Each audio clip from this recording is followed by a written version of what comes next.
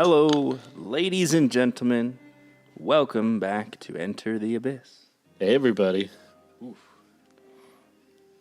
You sniffing your beer before you drink it? That's a pungent beer. My God. Is it a stout?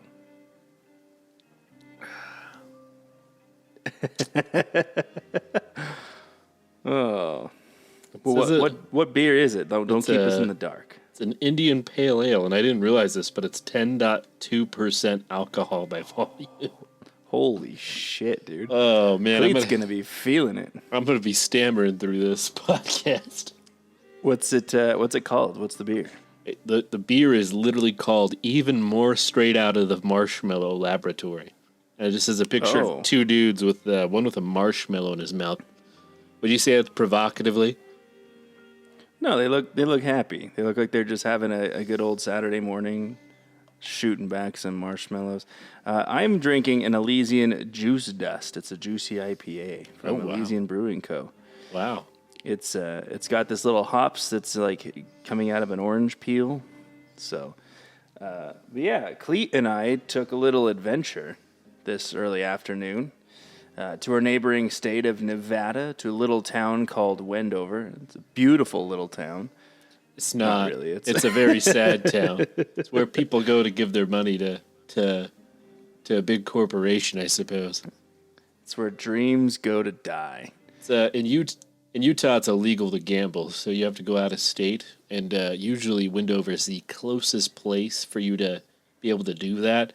And there's like a shanty town on like the Utah side, and it looks, I mean, it's an all right town. I don't mean to talk smack, but, you know, their main industry is gambling.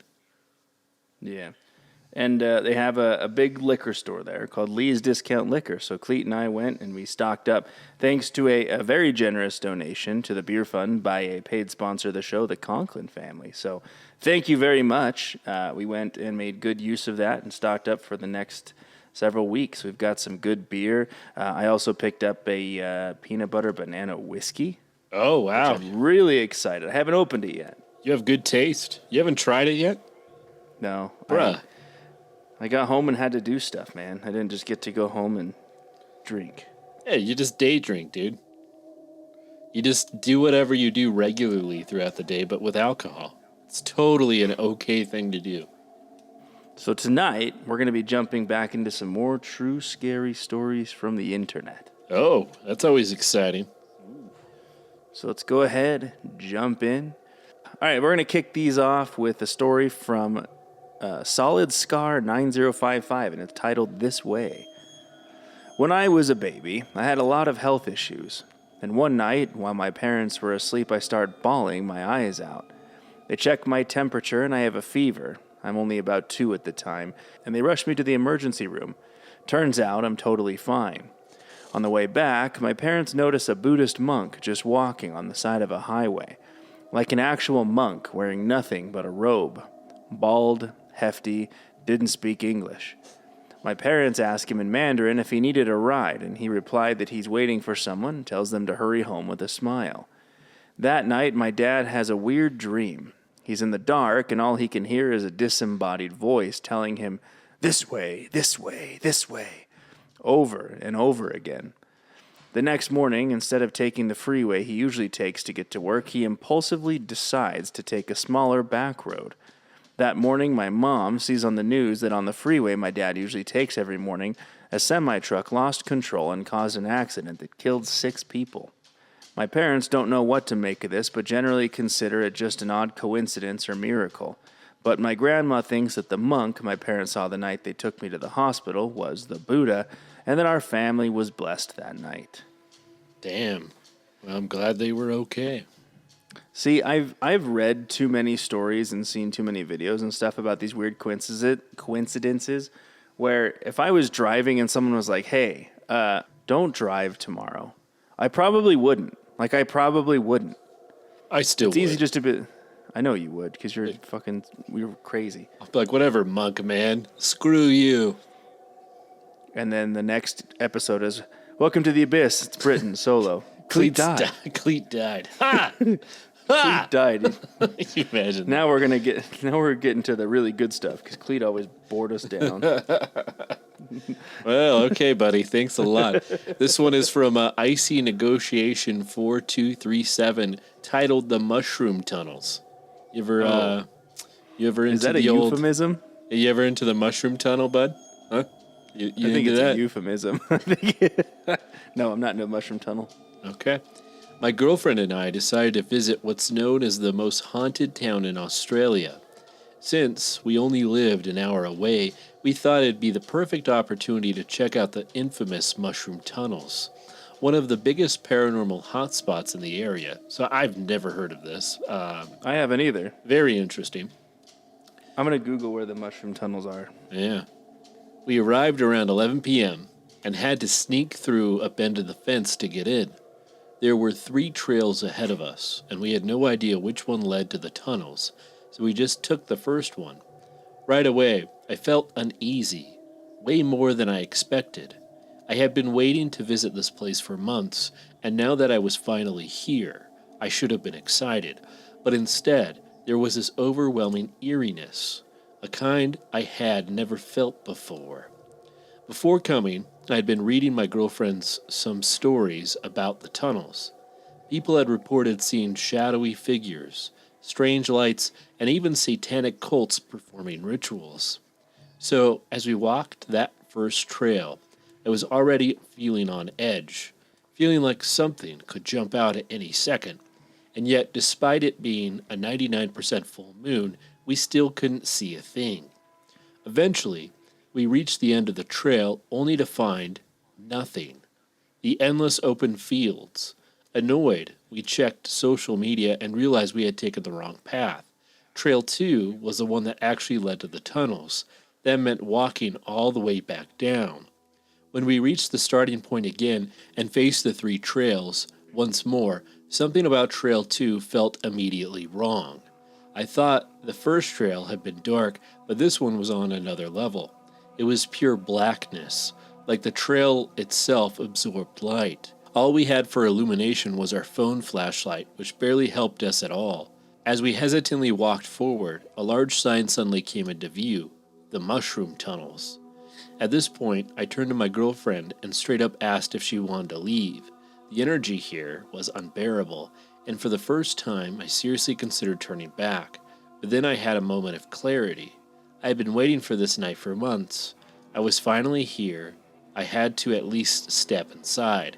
So I turned back toward the tunnel and walked a little bit closer. That's when my girlfriend suddenly said, "That's the tunnel, right there." I followed her gaze. I saw it, and I ran. I can't explain what I saw. It's like my eyes registered something, but my brain refused to process it. The only thing I knew in that moment was that I needed to get the hell out of there. My girlfriend caught up to me, her face pale. She swore she saw a figure standing in the middle of the tunnel, staring directly at us. I never truly know if that's what I saw too, but whatever it was, my body reacted before my mind could catch up. But that wasn't even the scariest part. After sprinting back to the car, we jumped in, locked the doors, and turned on the ignition. I went to connect my phone to Bluetooth, and then the most gut-wrenching, horrific sound blasted from the speakers. I can't even describe it properly. It was low, distorted, and deeply unsettling.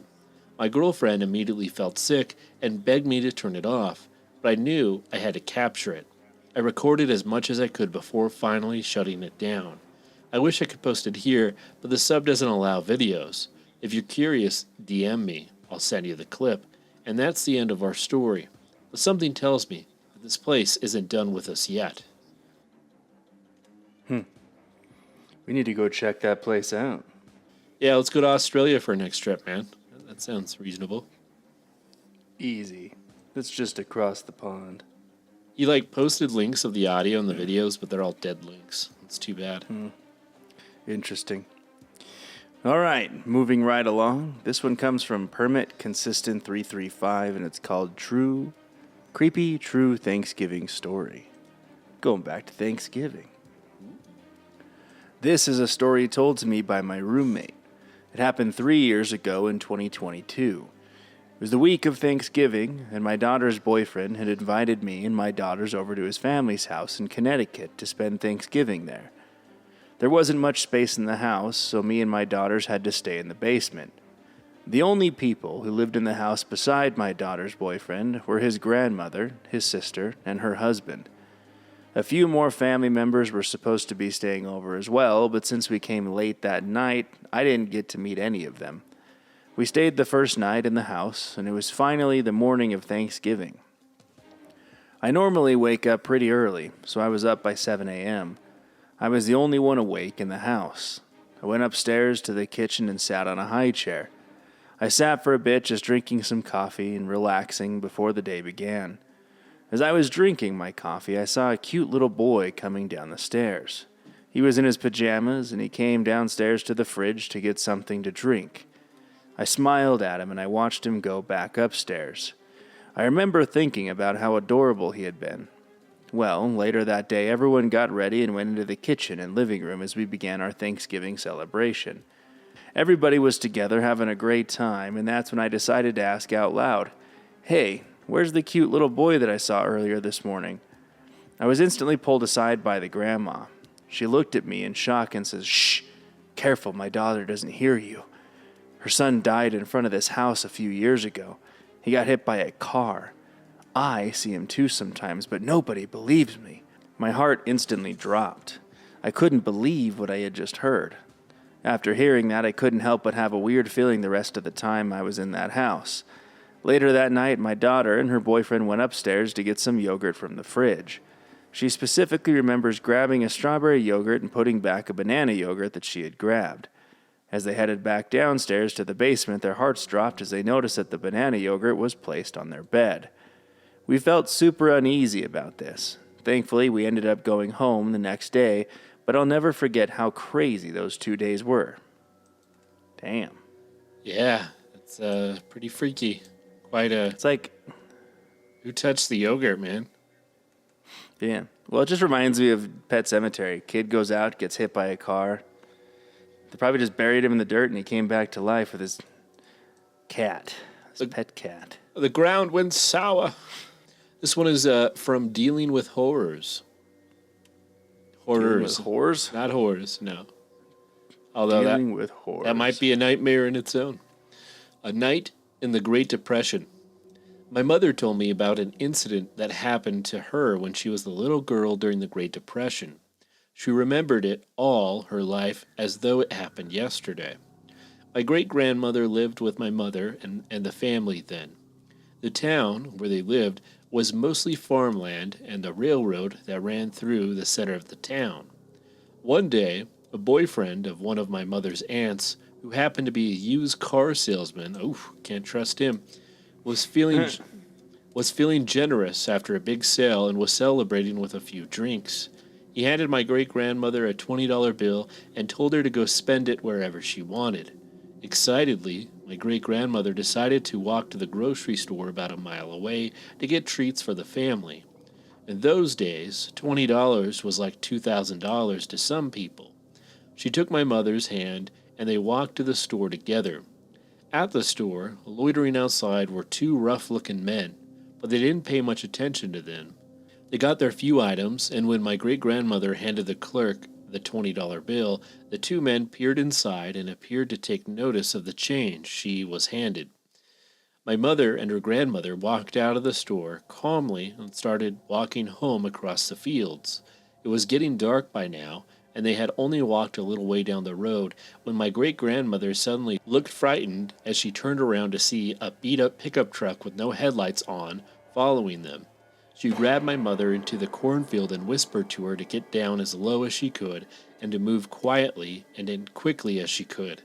They both moved deeply into the cornfield, and at this point my great-grandmother whispered to my mother to lay down on the ground and not make a sound. My mother remembered seeing the light from the lantern or flashlight moving up and down and all around as she heard the corn stalks rustling as the two men kept searching for them.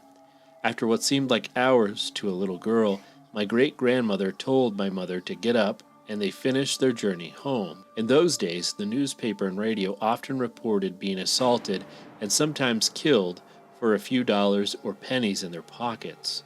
My mother would still shudder and cross herself for so many years when she told this story. thinking about what might have happened to the little girl and her grandmother had those two men found them in the desolate cornfield. Damn, dude. That's creepy. All right. This one comes from Batfuck. And it's titled, Never Leave Your Drunk Friends Alone. Because they might piss on the carpet. Sometimes you gotta piss. Right, Cleet? Or they'll just sleep on the elevator. Either way. All right. In my 20s, I was big into the nightlife scene, and it was my friend G's birthday. So a small group of us friends drove out to the clubs for drinks and dancing. G got way too drunk, and it was still pretty early, so he walked her out to the car and let her sleep in the back seat while we finished our night of socializing. Those are good friends. It's like, you stay in the back seat and sleep. We're going to go party. Now, before you say anything about that, this is a big city, and we all rode in the same car, so it wasn't as simple as driving her home right away, or we'd all have been stranded because public transit only runs so late, and this was before Lyft and Uber was so common. I will also say we were all simply younger and dumber. An hour or so later, we all returned to the car to find G completely gone. So we're panicking, driving around and around the neighborhood looking for her, wondering where the hell she went and why. And it also started raining pretty bad, which only made things scarier. And I remember sobbing and thinking, there's no way I'm going home until she's found. We see a white figure walking down the sidewalk. G was wearing all white, so we pull over and there's this man we've never seen before with her. A couple of us get out and start asking them both what's going on. I was still in the car, so I didn't hear the whole conversation, but when they were all done talking and G came back to the car, one friend said the man asked for money, and G told us he was taking her to a hotel room.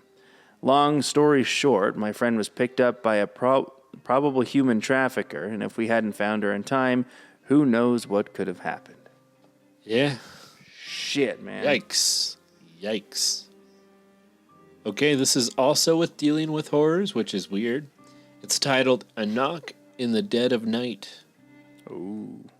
I was a single mother in my mid-40s, and I had just moved to a new house with my then 4-year-old son back when we were living in our hometown of Altoona, Pennsylvania.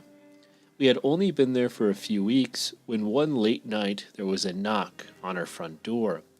My son was asleep on the couch and I was still up unpacking and putting things away. I pulled the curtain aside and looked out to see a petite young woman standing and shivering on her porch. I opened the door as far as the chain latch on the door would allow and asked her what she wanted. She said she had locked herself out of her house and asked if she could come in and use the phone.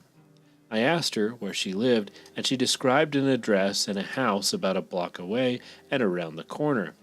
Something about her story didn't seem right. She would have had to have passed at least half a dozen of the houses, which I noticed had their porch lights on, and there was also a still operational payphone across the street. I didn't have any change to give her, and alarm bells were still going off about this.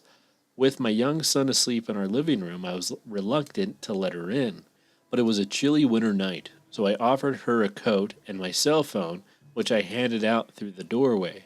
She took the coat and my phone, then she called somebody, but walked to the other end of the porch where I couldn't hear her.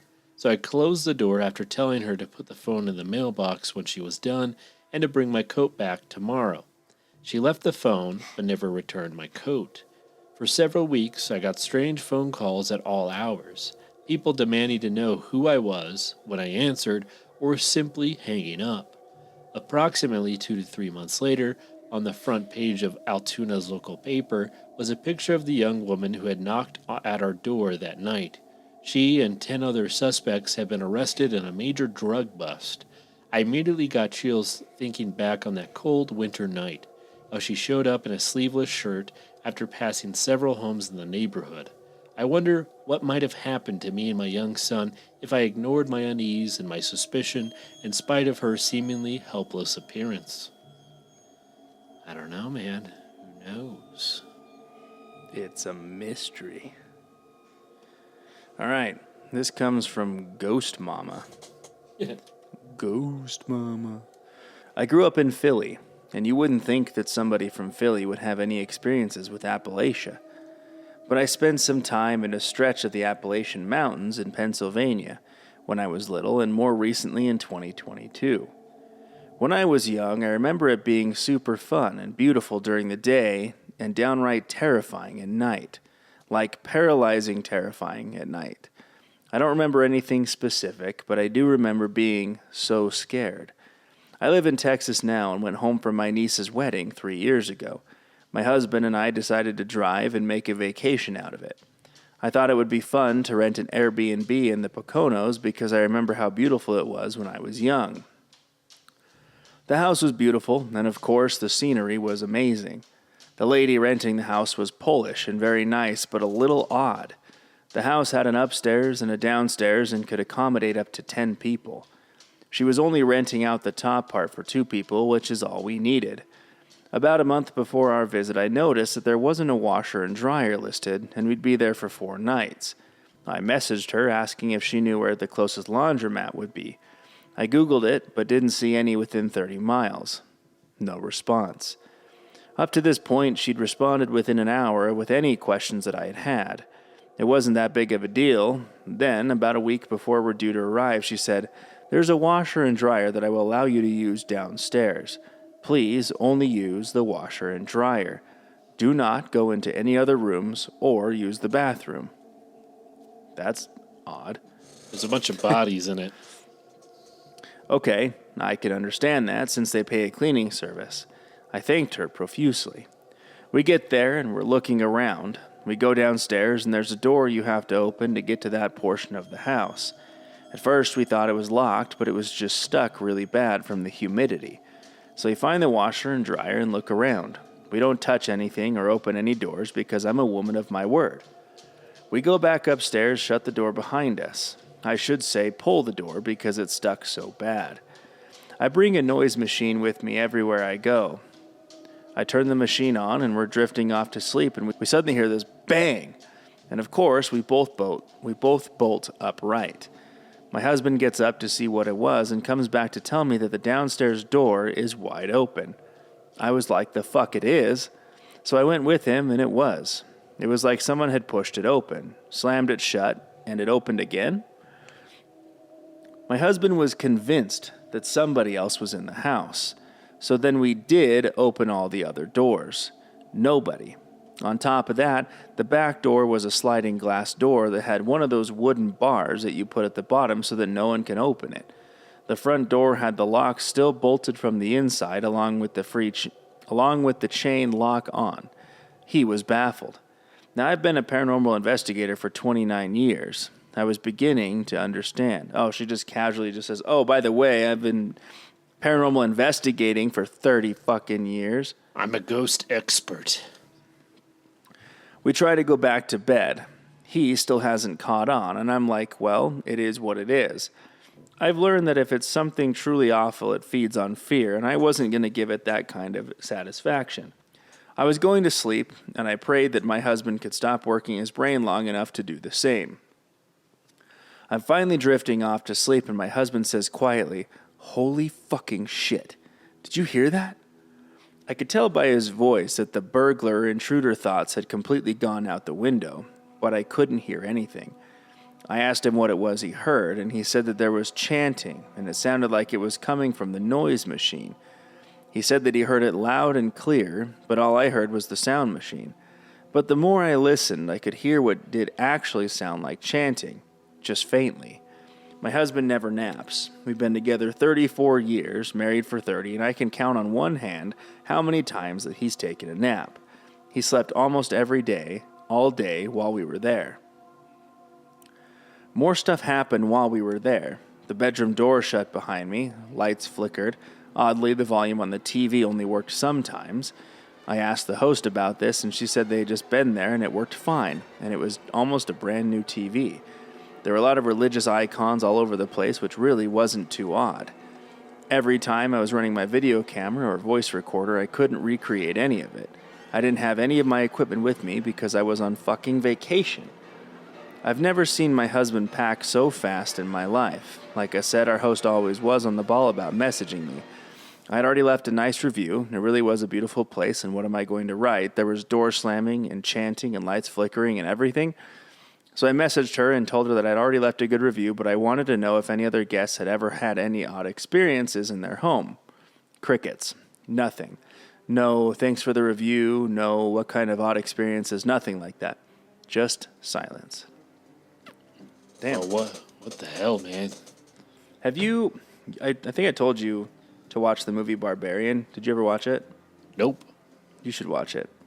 It's about an Airbnb, dude, and it's fucking crazy.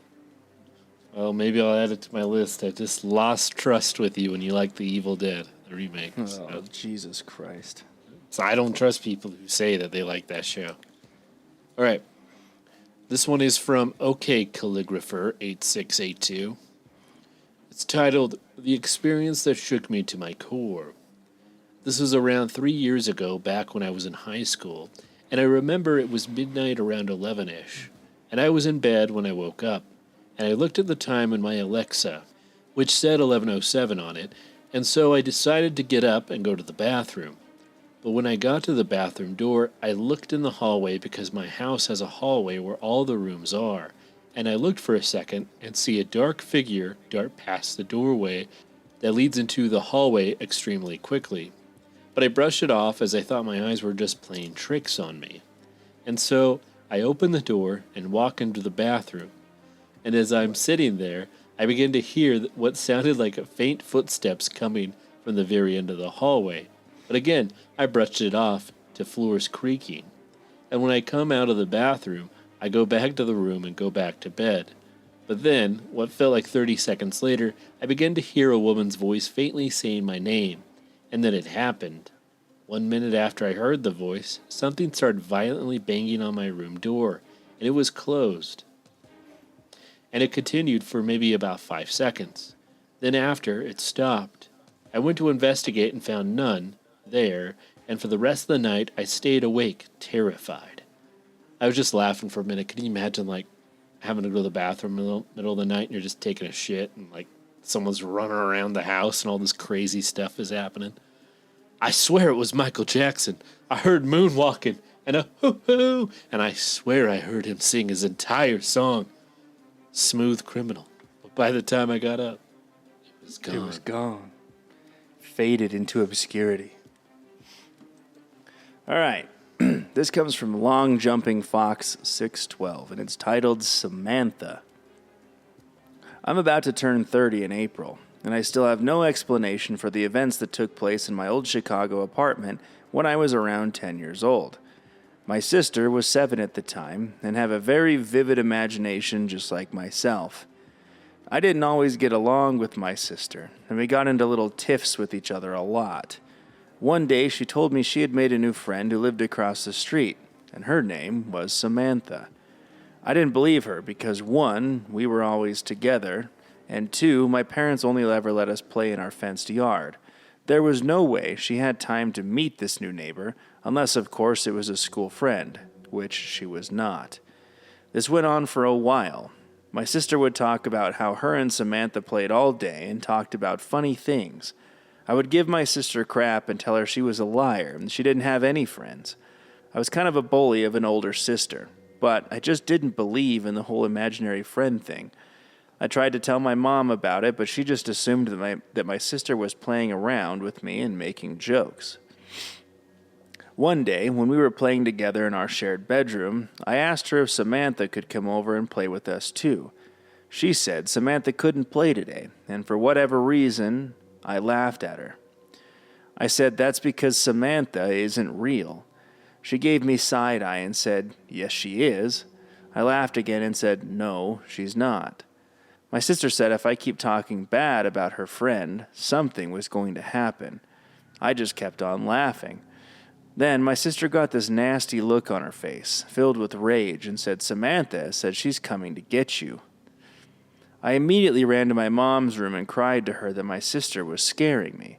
She scolded my sister and told us to behave, but it really struck fear in me the way that she had said it. It's kind of ominous. Samantha's gonna come and get you. Jesus, Samantha, leave me alone. Things got really weird after that. I had a Toy Story Jessie doll that I would sit on my windowsill with my other dolls. It was late at night, and I couldn't sleep for some odd reason. I just kept staring at the doll. After what felt like a long while, the doll slowly started to rotate its head to look right at me. I rubbed my eyes quickly and blinked hard. The doll's head was right back looking forward like it had been before. It sent shivers up my spine, and I can still picture it to this day, exactly how it happened. The next day, I was alone in our room watching a movie on the TV. I used to put my legs under the bed while laying on my stomach so I could smack my feet on the outer edge of the frame. Just silly kid stuff. When all of a sudden, what felt like a fingertip dragged from the top of my heel down to my toes. I didn't look back, simply bolted up and ran to my mom. She came looking under the bed in my room and told me to quit playing around. I started crying and I pleaded with my mom that it was Samantha. My mom brushed it off and just told me again to behave myself. The following week passed and no new things happened. My sister and I were playing Barbies and she started laughing out of nowhere. I asked her what was so funny and she said, "Samantha got you, huh?" To this day, my sister swears up and down that she doesn't remember any of it and has no idea who Samantha is, but I'll always remember. Dude, that's creepy as hell. My imaginary friend Billy, he's gonna come get you, Cleet.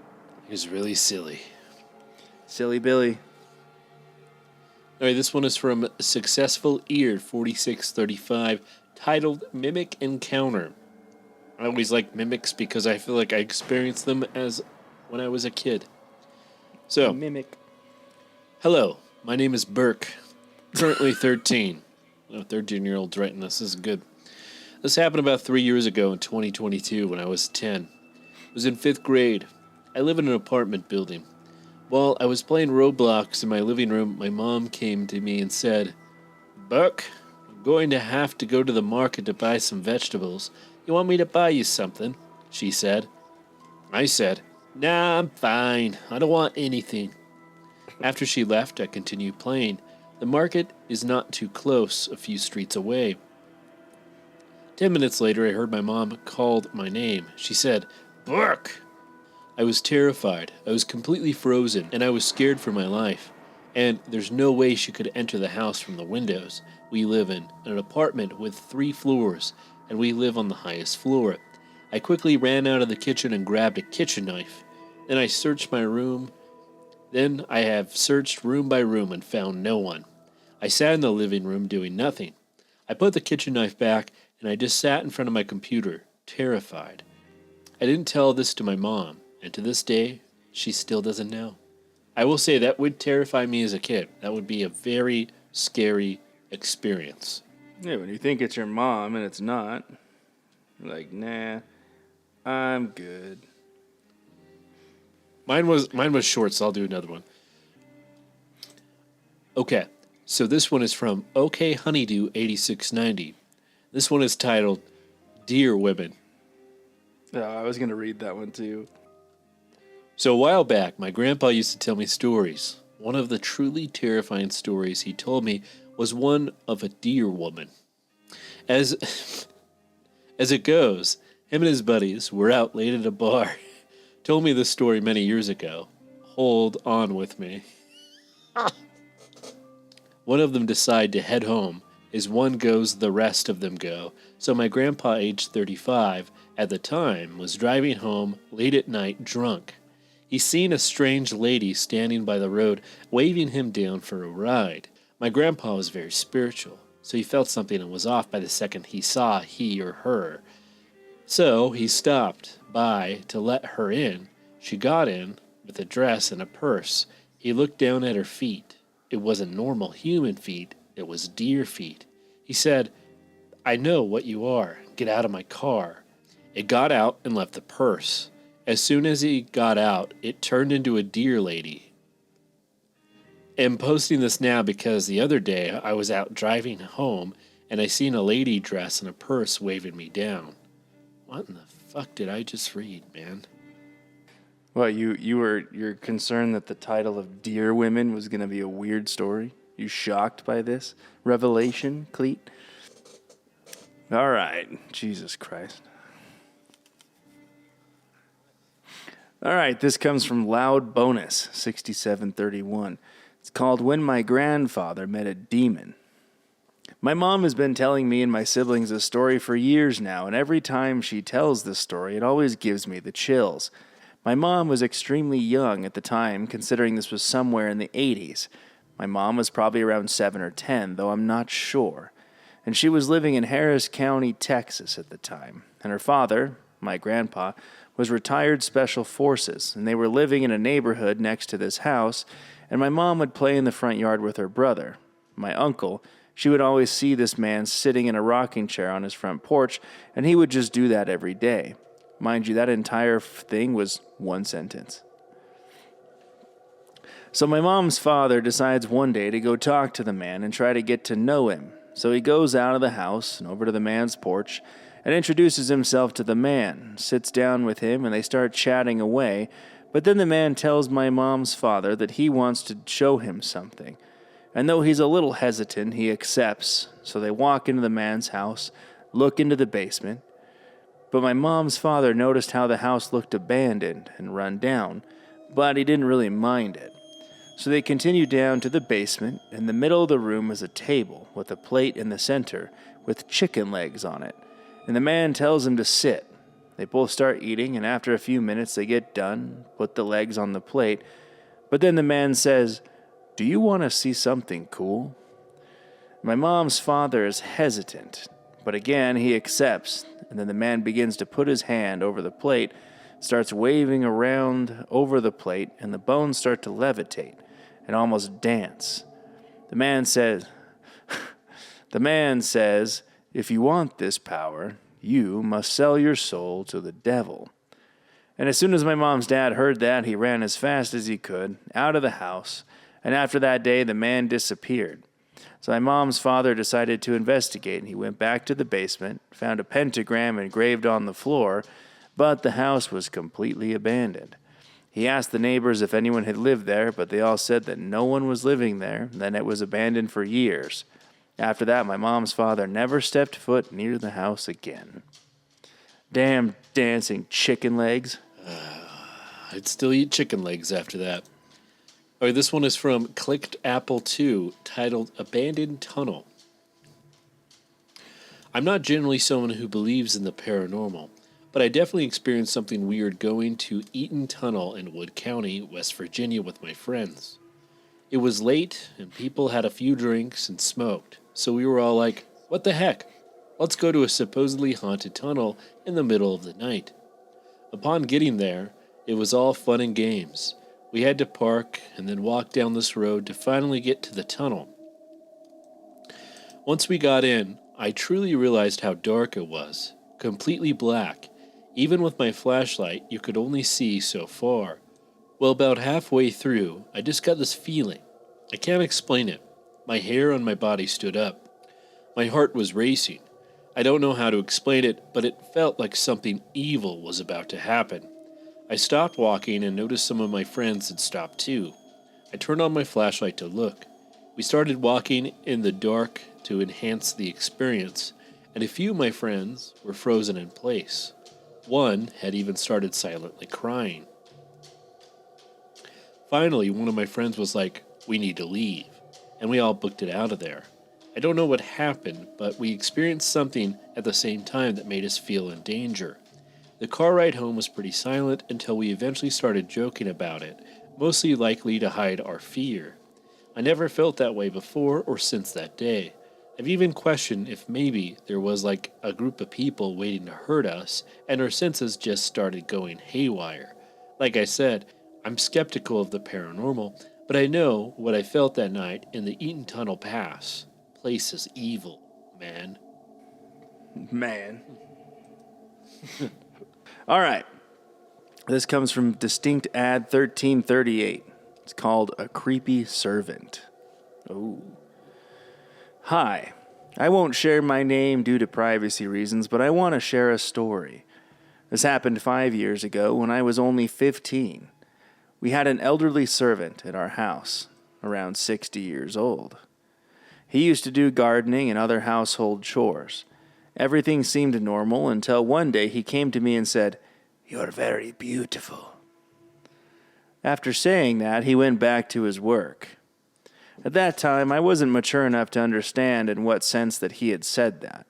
I felt a little creeped out, but shrugged it off. Then one day, I invited my friends over. While we were talking, he came over and said to my friends while pointing at me, "This girl, I find her very beautiful." I felt extremely disgusted, and my friends started laughing. I told my mom about it, but she said she would talk to him.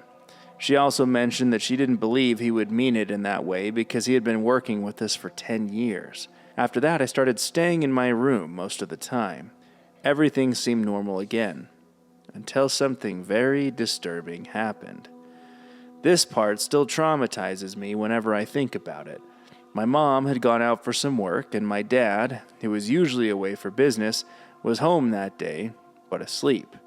I went into the kitchen looking for something to eat, and suddenly that same man came into the kitchen. He said something that made me feel like the ground beneath me had disappeared.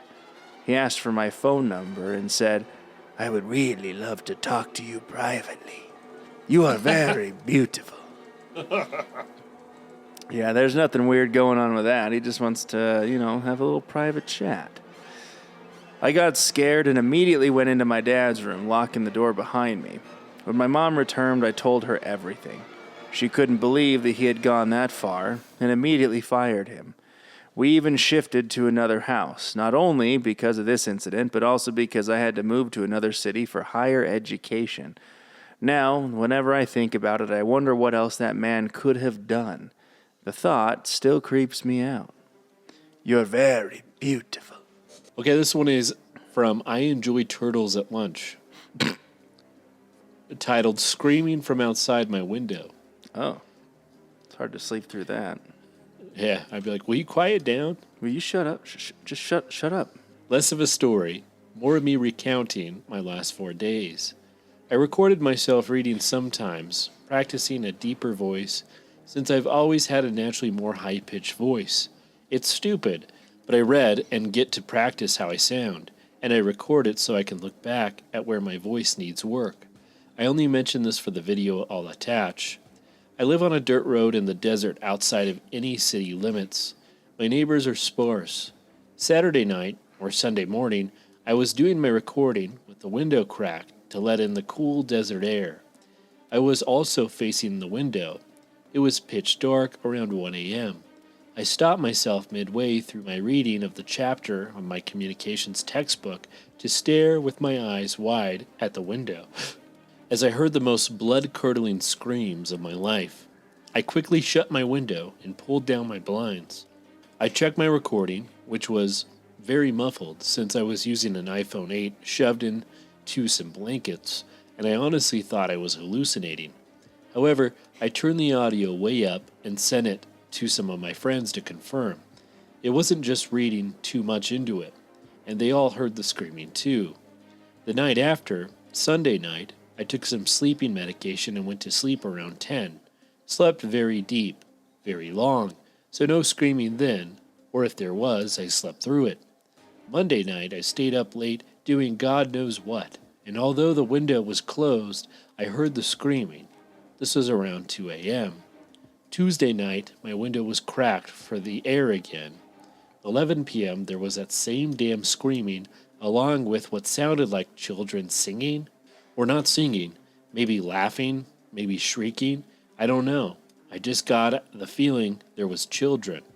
That part might be my paranoia. I wouldn't be surprised if it was. Wednesday night, tonight, my window's closed, but only for about 15 minutes ago now, around 11:30 p.m. I could hear the distant screaming through my window. Here's the video with the screaming from the first night, with volume largely enhanced since my phone was faced away and in my blanket. Hey, I'm going to click this.